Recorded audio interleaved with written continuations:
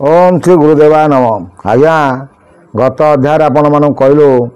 जे मार्कंड ऋषि ब्रह्मपुर पशिला बेले उत्तर द्वार जो चूली जलुला प्रसंग आप शुणिले से सामान्य इंदुर माने मूषा को पोड़ी देते बोली से निजे से पोड़ारे पड़ुंट किंतु आज समाज में आप देखिपे जी जहाँ करुवे से निजपाई करुव कारण यहाँ गोटे स्वतंत्र ये अच्छी गोटे सन्यासी से तार सब बड़े नाम कीर्तन करुए जी जहाँ जहाँ करे निजपाई करे जी जहाँ करजपाई कर जी जहाँ करजपाई करुँच कथा स्टोरी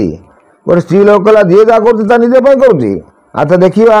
ये बाबा को मारे सी कौन कला ना विषर पिठा भितर विष कर बाबा पाखे थोड़ी दिया कहला बाबा आप खाइबे। बाबा कौन कले ना से पिठा टी आश्रम रखीदे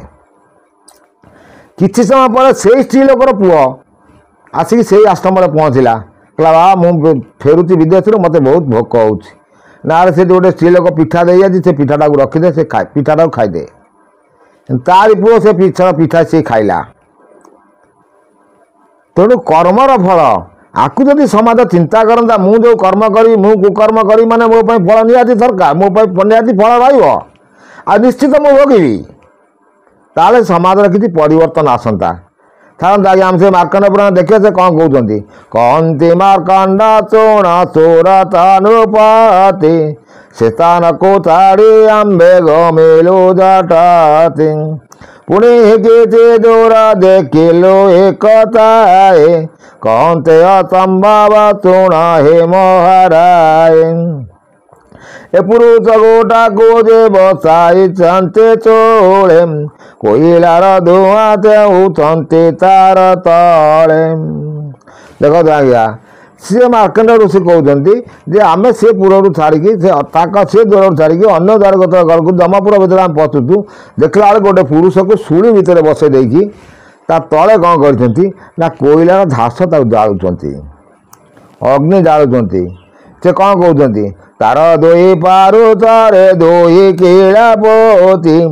उटारी कर चरण तार बांधितंती याग पते दिया ओई करिबे निवीर करत बेणीर तार करंत तितीरम सुनीत दर दर भाई नाचा ताटे मुखरे बचाईते ताड़ू अतंती पेटे ए प्रचंड करते करतंती पर जाड़ी कपाल टारू तल को नई बड़ी ए तरहरा होई कंपई तार अंगम रुधिर रे वीरे बन दिशाई सर्वांगम से गोटे पुरुष को यही दंड दौरान बोली मार्कंड ऋषि देखिले दूतंको पचारिलो ए विपरीत कर्म क्यों पापे या को बिहिले एते दंडम बुलंदे जमादूता चुना हे मारकांडम जही के ये पुरुष पाइला एड़े कष्टम तुम आगे कहिबा चुना हे मुनि श्रेष्ठम ए श्यामल राज्य जे कुसुम नामे देशम जनवर नामे नृपति ताईवासम सारंग नामेन तार एक परिचारम बहुत विश्वासी जे अटये नृपतिरम एथुरी खंडा तीर धनु तार हाथरे पौड़ी काढ़े ताईते राजार कतीरे चंद्र केतु नामे जे राजार थान भाई सारंग को डाकी दिने कहिला कसे बढ़िया विषय वस्तु आप मनोरंजन दे पर्यटन शुणे कौन होती ना राजा पाखे जड़े परिचार आमर जो देह रखी रोचे से तार सबू अस्त्र शस्त्र रखिकी राजा पाखे सब बड़े थाए तेणु सी राजार सान भाई ताकू सी कहते से कौन कहते सारंग को डाकी दिने कहिला कते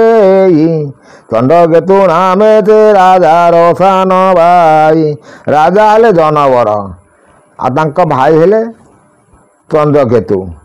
से चंद्रकेतु ताक डाकी कौन कहते ना नृपति होइबाको मोहर बड़मानम तु देवे राजा को पारिबु प्राणी मारी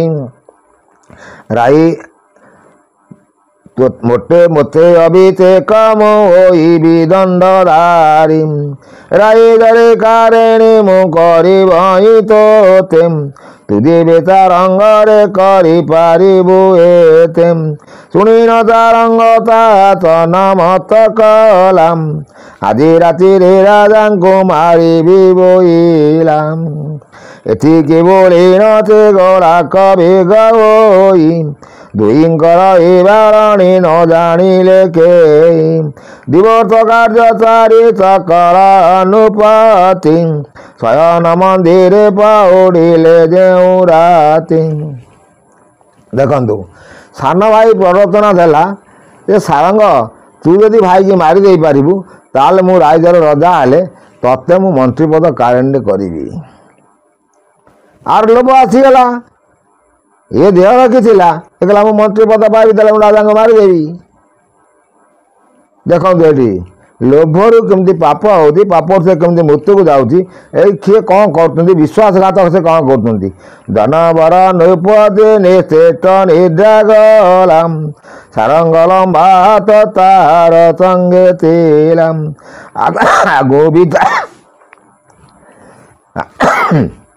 ଆଗୁ ବି ତାର କଡ଼ଗ ଘେନି ତାର କରମ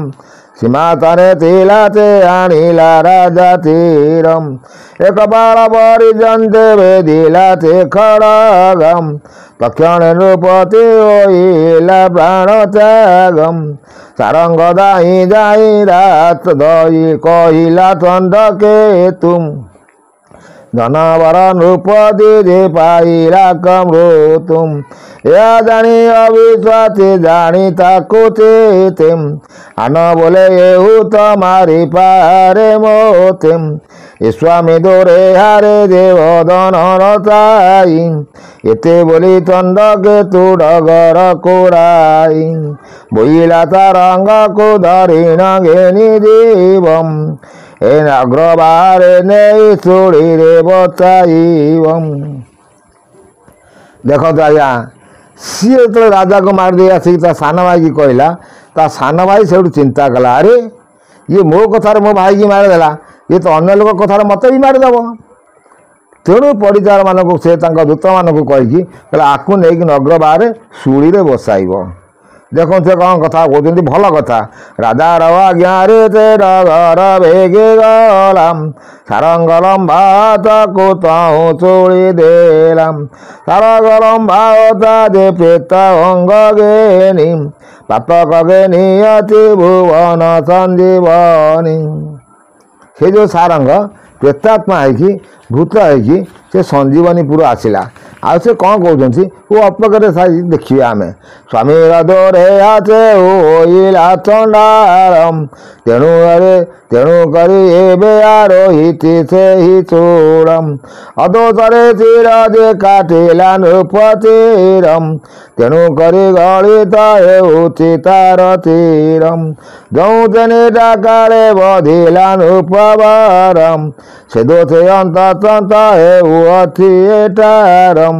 ସରୁଦ ପାତକ କଲା ଏଇ ପାମାରମ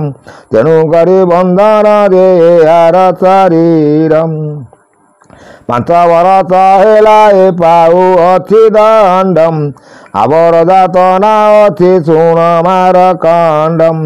କୁଣ୍ଡର ନାମେ ଅଦେ ବୋଇଲା କୁମ୍ଭୀ ପାର୍କମ ଭିତରେ ପୁରୀ ଅଛି ଯେ ରୌରବ ନାରକମ ଏଡ଼େ ଦୁର୍ଗା କୁଣ୍ଡ 16 ଗୁଣ ଦୀର୍ଘପତି ପିପୁଡ଼ି ଉଠି ନ ପାରେ ନା 12 ଜୁଣ କାନ୍ଥି ଏଡ଼େ ଆୟତନ କୁଣ୍ଡ ଦୁର୍ଗନ୍ଧରେ ପୂର୍ଣ୍ଣମ ଚାହିଁଲେ ଅତି ଯାତନା ଲଭଇ ନୟନମ। ସେ କହୁଛନ୍ତି ଯେ ଇଏ ଯେଉଁ ରାଜାଙ୍କୁ ବିନା ଦୋଷରେ ମାରିଲା ତେଣୁ ତାକୁ ଯେଉଁ ଶୂଳି ଆଦେଶ ସେଠି ଦିଆ ହେଇଥିଲା ସେ ସେଠି ବି ଶୂଳି ପାଇଲା କିନ୍ତୁ ଏଠି ବି ଆସି ଶୂଳି ପାଉଛି। ଦେଖନ୍ତୁ ଆଜ୍ଞା ବିଚାର କେମିତି କରାହେଉଛି। ତେଣୁ ଇଏ ଯିଏ ଯେଉଁମାନଙ୍କୁ ମାରୁଛନ୍ତି ସେ ବି ଯଦି ସେ ବିଷୟ ଚିନ୍ତା କରିବେ ତାହେଲେ ଯେଉଁ ନର ହତ୍ୟା ହେଉ ବା ନାରୀ ହତ୍ୟା ହେଉ ଯାହା ବି ହେଉ ହତ୍ୟାକାରୀଙ୍କ ଦୋଷ ସେମାନେ ମୁଣ୍ଡକୁ ଆସିବ ଯେ ଆମର ଆତ୍ମା ଗଲା ପରେ ଆମେ ମରିଗଲା ପରେ ଆମକୁ ଜଣେ ମାରିଛି ତାକୁ ଫାଶୀ ଦିଆହେଲା। ଫାଶୀ ଦିଆହେଲା ପରେ ସେଇଠୁ କ'ଣ ସେ ମୁକ୍ତି ପାଇଗଲା? ଜମା ଆଜ୍ଞା ତାର ଆତ୍ମା ପୁଣି ଜମା ପୁରା ପୁଣି ତାର ସୂକ୍ଷ୍ମ ଆତ୍ମାଟାକୁ ନେବେ ଯମଦୂତ ମାନେ ଆଉ ନିଶ୍ଚିତ ଦଣ୍ଡ ଦେବେ। ଆଉ ଏଇଟା ନିଶ୍ଚିତ। ଇଏ କଥା ଯେତେବେଳେ ସମାଜ ଗ୍ରହଣ କରିବ ସେତେବେଳେ ସମାଜ ସଂସ୍କାରକୁ ଆସିବ। ସେ ଯେଉଁ ଆହୁରି ସେ ରାଜା ଋଷିକି କହୁଛନ୍ତି ସେଇ କାଳ ବିକାଳ ମାନେ କୁମ୍ଭୀପାକ ନର୍କ ରୌରବ ନର୍କ, ଏହାର ବର୍ଣ୍ଣନା ଆମେ ନେକ୍ସଟ ଅଧ୍ୟାୟରେ କରିବା। ଏତିକି ରହୁଛି ଆଜ୍ଞା, କୋଟି କୋଟି ନମସ୍କାର।